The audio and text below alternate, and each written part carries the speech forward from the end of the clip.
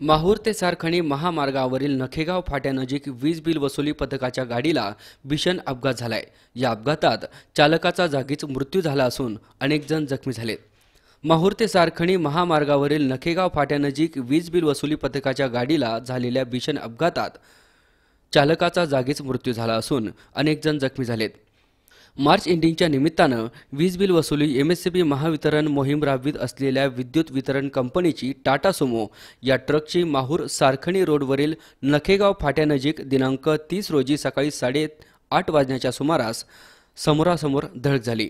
या धडकेत शशिकांत राहुल राठोड नामक वीज कर्मचाऱ्याचा जागीच मृत्यू झालाय, तर अपघातातील ट्रकचे चालक आणि क्लीनर यांनी जखमी अवस्थेतच पलायन केल्याचे प्रत्यक्षदर्शींनी सांगितले। अपघातातील मृतक शशिकांत राहुल राठोड वय वर्ष 22 हा आष्टा येथील विद्युत वितरण कंपनीच्या सबस्टेशनवर ऑपरेटर होता।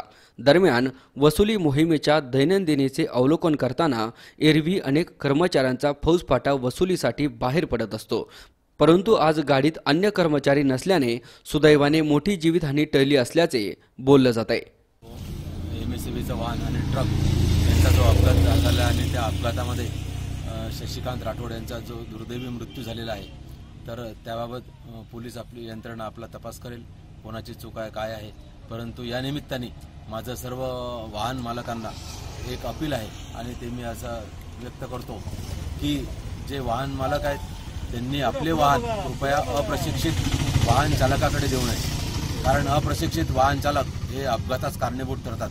त्यांना वाहन चालवण्याचा कुठलाही अनुभव नसतो आणि लोडेड ट्रक अथवा लोडेड ट्रॅक्टर जे रेतीने भरलेले असतात, हे जे ट्रक आहे हा लोडेड ट्रक जो आहे, तर यासाठी अत्यंत प्रशिक्षित असा वाहन चालवण्याचा परवाना जो आहे, हेवी लायसन, ते आवश्यक असते।